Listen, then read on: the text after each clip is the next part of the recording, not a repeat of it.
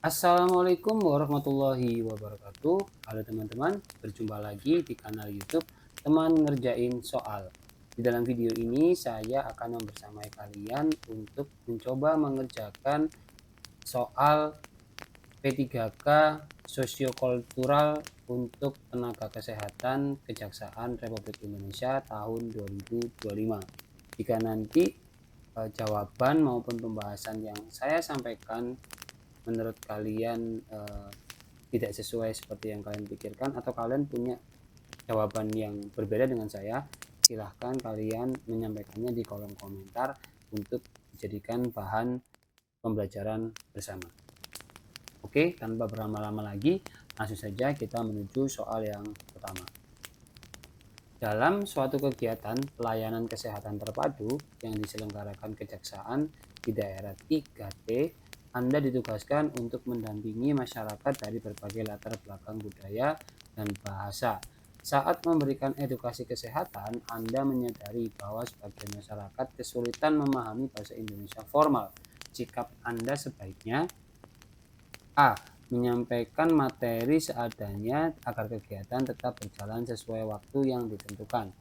B. Menggunakan bahasa sehari-hari yang lebih mudah dipahami serta meminta bantuan tokoh lokal untuk menjelaskan. C. Menggunakan bahasa formal namun memperlambat intonasi agar masyarakat mengikuti alurnya. D. Menyerahkan materi edukasi dalam bentuk brosur tanpa penjelasan lebih lanjut.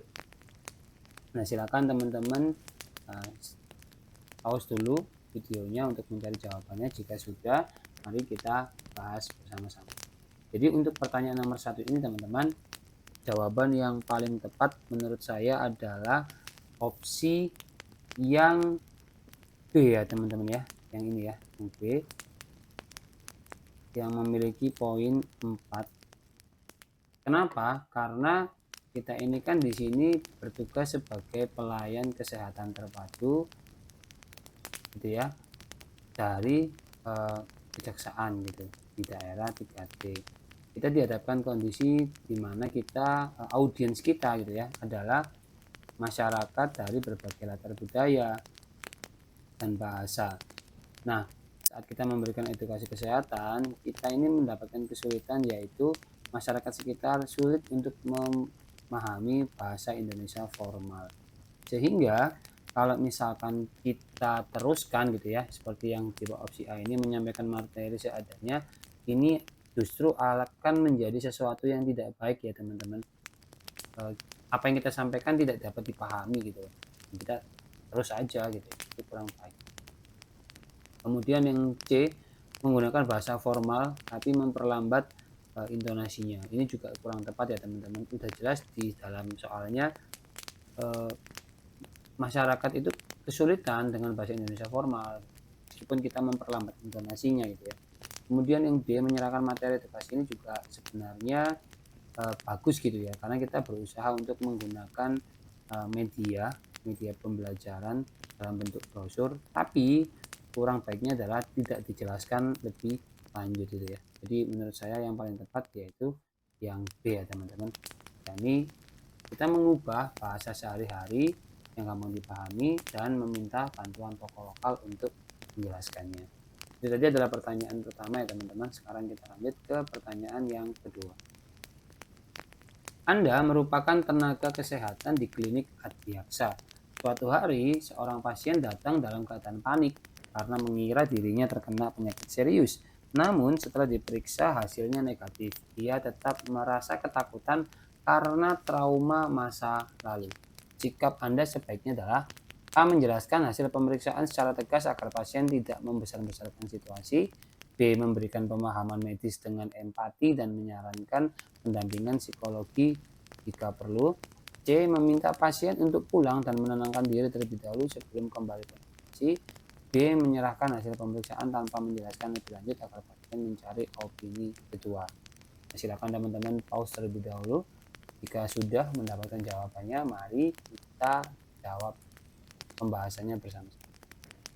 Nah, di pertanyaan kedua ini kan kita sebagai tenaga kesehatan teman-teman ya di klinik Adiaksa.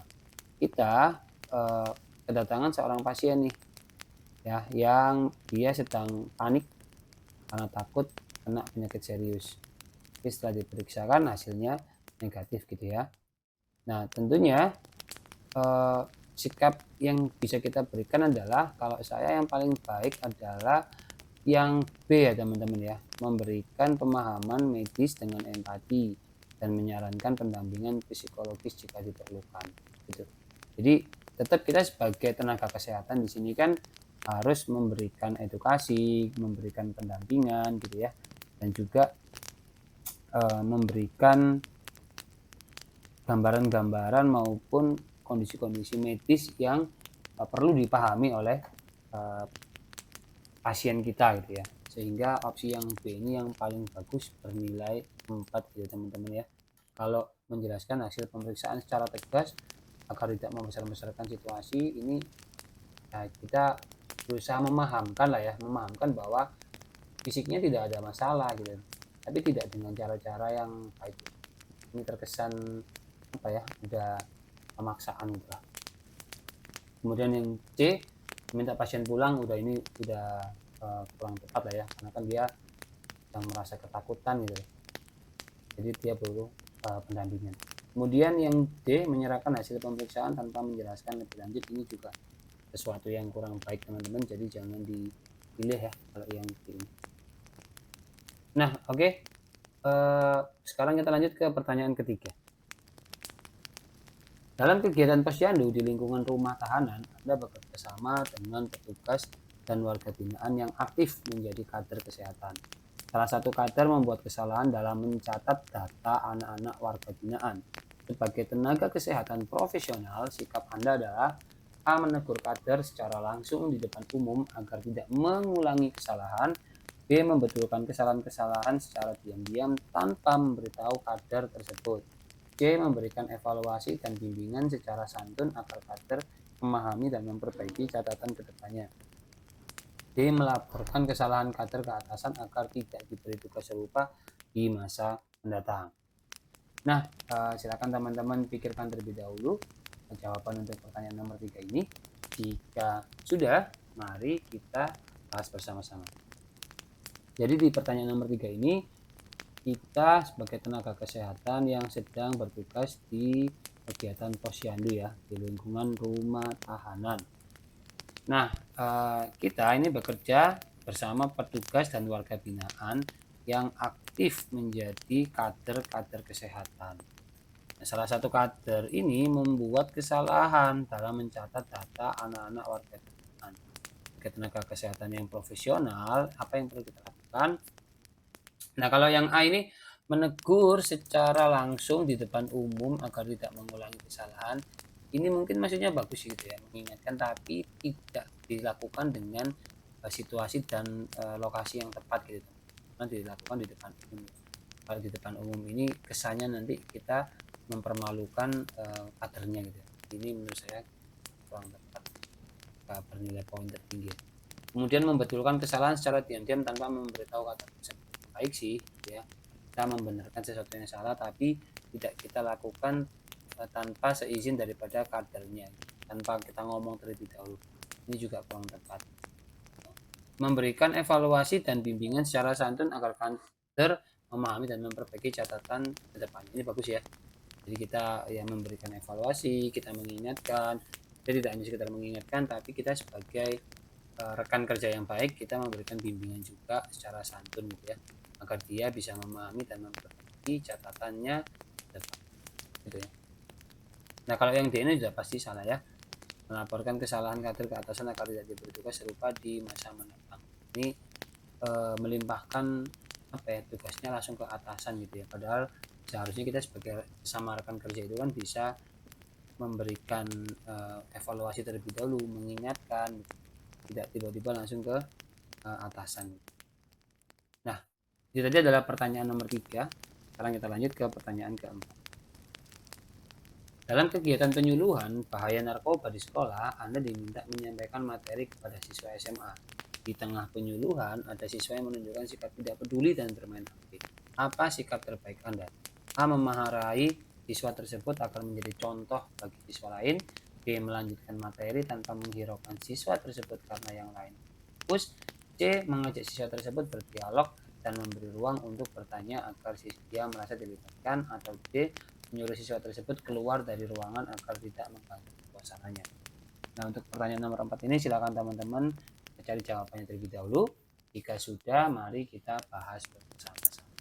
Jadi, kita sedang bertugas dalam kegiatan penyuluhan bahaya narkoba ya di sekolah. Kemudian audiens kita yaitu siswa SMA itu banyak yang menunjukkan sikap nggak peduli dan suka main HP sendiri. Kita apa? Memarahi siswa tersebut agar menjadi contoh bagi siswa yang lain. Ini kesannya bagus ya, mengingatkan, tapi dengan kata memarahi ini menjadi sesuatu yang kurang layak untuk dipilih ya. Kemudian yang B, melanjutkan materi tanpa menghiraukan siswa tersebut karena yang lainnya tetap fokus. Ini juga tidak kurang bagus ya teman-teman ya, karena ada kata-kata menghiraukan gitu, menghiraukan bahwa banyak siswa yang tidak peduli dan bermain HP. Tapi kita lanjut aja jelasin, itu kurang tepat gitu. Kemudian mengajak siswa tersebut berdialog dan memberikan ruang untuk bertanya agar ia merasa lebih dilibatkan. Nah, ini menurut saya yang paling bagus karena dengan kita melibatkan audiens kita, mereka akan merasa pembelajarannya itu terjadi secara dua arah gitu ya, tidak guru oriented ya, atau instruktur orientednya yang menyampaikan materinya secara satu arah gitu. Kemudian yang D, menyuruh siswa tersebut keluar dari ruangan agar tidak mengganggu suasana. Ini juga kurang teman, sehingga jawaban yang tepat untuk pertanyaan nomor 4 ini adalah yang C. Oke, kita lanjut ke pertanyaan nomor 5. Dalam suatu rapat koordinasi lintas sektor antara tenaga kesehatan dan jaksa fungsional, terjadi perbedaan pandangan mengenai teknis pelaksanaan pelayanan terpadu. Anda melihat suasana mulai memanas. Apa tindakan Anda? A. Menyampaikan argumen Anda secara tegas agar pihak lain memahami perspektif kesehatan. B. Mencoba menengahi dengan menyampaikan bahwa semua pihak memiliki tujuan yang sama untuk kepentingan masyarakat. C. Menarik diri dari diskusi karena bukan bagian dari wewenang utama Anda. D. Menunggu arahan dari pimpinan dan mengikuti keputusan akhir rapat tanpa berkontribusi. Nah, pertanyaan nomor 5 ini silakan dicari jawabannya terlebih dahulu teman-teman. Jika sudah, mari kita bahas bersama-sama. Nah, pertanyaan nomor 5 ini kita dalam situasi rapat ya teman-teman. Rapat koordinasi lintas sektor.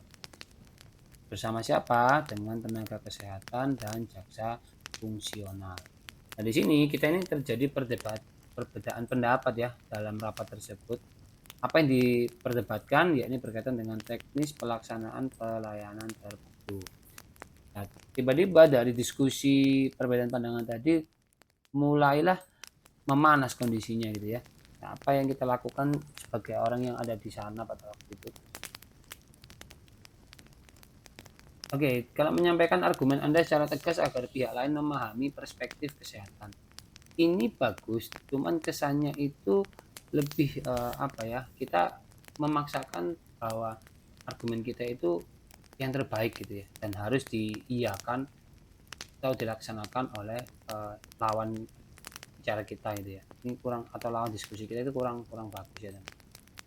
Kemudian yang B, mencoba menengahi dengan menyampaikan bahwa semua pihak memiliki tujuan yang sama untuk kepentingan masyarakat. Ini bagus teman-teman ya.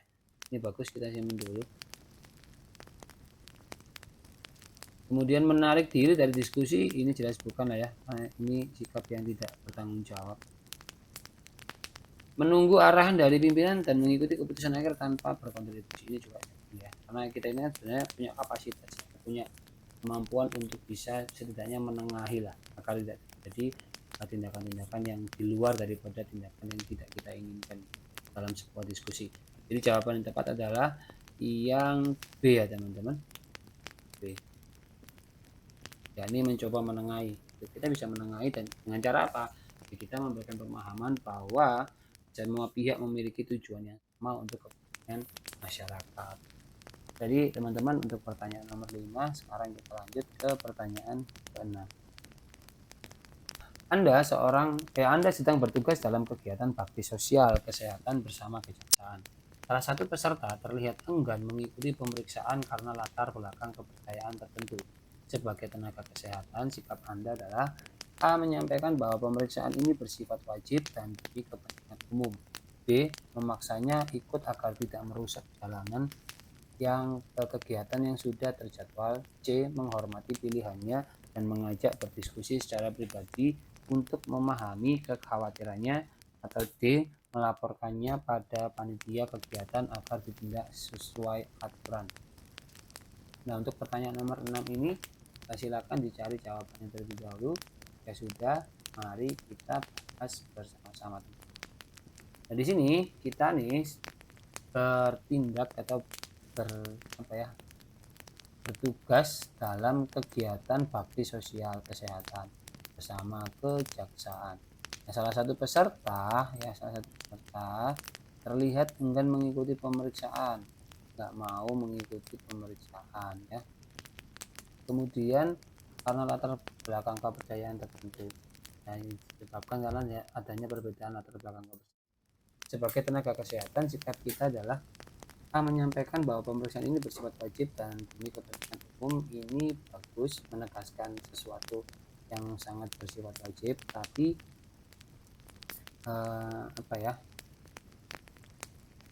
ini juga nanti bisa kesannya juga kesan yang pemaksaan gitu ya, tapi sementara kita simpan dulu. Nah, yang B ini memaksakannya ikut agar tidak merusak jalanan hanya kegiatan yang sudah terjadi. Ini jangan ya teman-teman, karena memaksanya ikut ini kurang tepat. Kemudian yang C, menghormati pilihannya dan mengajak berdiskusi secara pribadi untuk memahami kekhawatirannya. Ini juga bagus ya. D, melaporkannya pada panitia kegiatan agar ditindak sesuai aturan. Ini juga kurang tepat teman-teman. Saya dari A sama C, yang C lah ya. Saya pilih yang C karena menghormati pilihan, tetapi tetap kita mengajaknya secara pribadi untuk memahami kekhawatirannya. Apakah kekhawatirannya itu sesuatu yang mengkhawatirkan ya, atau hanya sekedar kekhawatiran yang biasa saja gitu ya. Nah, jadi jawaban untuk pertanyaan nomor 6 ini adalah yang D. Oke, kita lanjut ke pertanyaan ke-7. Di ruang kerja, rekan Anda sering membuat candaan yang menyinggung suku atau budaya tertentu. Suatu hari ada tamu yang tersinggung mendengarnya. Tindakan terbaik Anda adalah A. Menegur rekan Anda secara pribadi dan mengingatkan bahwa tempat kerja harus mencerminkan toleransi. B. Membela rekan Anda karena niatnya hanya bercanda dan tidak bermaksud. C. Diam saja karena bukan urusan Anda dan tidak ingin terlibat konflik. D. Melaporkan rekan tersebut kepada atasan tanpa memberi peringatan terlebih dahulu. Nah, silakan ditarik terlebih dahulu jawaban dari pertanyaan nomor 7 ini. Jika sudah, mari kita bahas bersama. Jadi kita ini kan situasinya di tempat kerja ya, di ruang kerja nih. Nah, ada rekan kita yang sifatnya itu candaan gitu ya, bercanda, tapi dengan cara menyinggung suku atau budaya tertentu. Suatu hari ada tamu yang tersinggung mendengarnya. Tindakan kita adalah ya paling tepat yang ini ya teman-teman ya, yang A ya, menegur rekan Anda secara pribadi dan mengingatkan bahwa tempat kerja harus mencerminkan toleransi. Yang lainnya sudah pasti salah ya. Nah, seperti membela rekan ini juga kurang bagus. Kalaupun salah tetap kita bela, kan itu tidak begitu juga gitu. Kemudian diam saja juga kurang bagus ya kalau kita gitu ya. Kemudian melaporkan rekan tersebut kepada atasan, ini juga sebenarnya bagus, tapi ada baiknya kita sebagai sesama rekan saling mengingatkan ya teman-teman. Jadi tadi pertanyaan nomor 7, sekarang kita lanjut ke pertanyaan nomor 8 ya. Anda bertugas sebagai tenaga kesehatan dalam program penyuluhan kesehatan mental untuk anak-anak korban kekerasan saat mengajak bermain. Anda mendapati salah satu anak terlihat takut dan tidak nyaman disentuh. Sikap terbaik Anda adalah A. Menghormati batasan anak tersebut dan mencari pendekatan yang lebih aman secara psikologis. B. Memaksanya mengikuti permainan karena ini bagian dari proses terapi. C. Mengabaikan anak tersebut dan fokus pada anak-anak yang lain. D. Menyampaikan ke relawan lain agar mengambil alih anak. di peserta lain. Nah, untuk jawaban yang tepat dari pertanyaan nomor 8 ini menurut saya adalah yang A ya teman-teman. Kenapa? Karena menghormati batasan anak tersebut dan mencari pendekatan yang psikologis gitu. Karena kita ini sebagai tenaga kesehatan ya, di dalam soalnya kan sebagai tenaga kesehatan kita sedang menjalankan sebuah program penyuluhan kesehatan mental gitu ya, untuk anak-anak korban kekerasan. Nah, yang paling tepat ya ini ya, jadi kita tetap harus menghormati batasan usia anak dan mencari pendekatan yang lebih aman dan psikologis. Artinya itu kita tetap memberikan penyuluhan kesehatan mental, tapi dengan catatan-catatan yang lebih baik ataupun dengan sesuatu yang sekiranya itu etis gitu lah ya gitu. Nah, itu tadi pertanyaan nomor 8. Sekarang kita lanjut ke pertanyaan nomor 9. Dalam kunjungan ke salah satu pesantren, Anda diminta memberikan edukasi tentang pentingnya vaksinasi HPV. Namun, pimpinan pesantren tampak ragu karena isu-isu sensitif. Tindakan Anda yang paling tepat adalah A. Menjelaskan manfaat vaksin dengan pendekatan medis serta menghargai pertimbangan keagamaan. Ada B. Langsung memberikan vaksinasi kepada santri yang bersedia tanpa konsultasi lebih lanjut. C. Mengajak berdiskusi terbuka dengan tokoh agama agar terjadi pemahaman dua arah. Atau D. Membatalkan edukasi karena tidak ingin menyinggung pihak pesantren ya. Nah, kalau untuk pertanyaan nomor 9 ini silakan teman-teman cari lebih dahulu, dan jika teman-teman yang sudah, mari kita bahas bersama. Nah, ini kan kita sebagai tenaga kesehatan itu sedang melakukan kunjungan ya teman-teman, melakukan kunjungan ke salah satu pesantren. Kemudian kita diminta untuk memberikan edukasi tentang pentingnya vaksinasi HPV. Namun pimpinannya itu tampak ragu karena adanya isu-isu sensitif tentang vaksinasi HPV ini ya. Tindakan kita gimana? Nah, kalau saya gitu ya, saya akan langsung mengeliminasi yang D ya teman-teman. Oke, kita eliminasi dulu. Kenapa? Karena ada kata-kata membatalkan edukasi. Ini sesuatu yang tidak positif ya, mengarah ke hal-hal yang sifatnya nanti negatif berkaitan dengan hubungan komunikasi. Nah, kemudian untuk mengajak diskusi terbuka dengan tokoh agama akan terjadi pemahaman dua arah. Ini kita simpan dulu. Kemudian yang B, langsung memberikan masyarakat vaksinasi pada pesantren yang bersedia tanpa konsultasi lebih lanjut. Wah, ini salah ya, jelas ini salah. Kemudian yang A, menjelaskan manfaat vaksin dengan pendekatan medis serta mengurangi pertimbangan yang ada. Nah, kalau ini antara A sama C ya, kan di sini banyak adalah memberikan edukasi, tapi kita yang A yang paling tepat ya, menjelaskan manfaat vaksin dengan pendekatan medis dan menghargai pertimbangan yang ada gitu ya. Jadi kita mencoba untuk mengkolaborasikan daripada permasalahan yang sedang kita hadapi gitu. Oke, tadi adalah pertanyaan nomor 9. Sekarang kita lanjut ke pertanyaan nomor 10. Anda bekerja sebagai bagian dari tim kesehatan Adiaksa yang melakukan kunjungan ke daerah pasca bencana. Seorang warga mempertanyakan kenapa tim kejaksaan ikut serta dalam pelayanan kesehatan.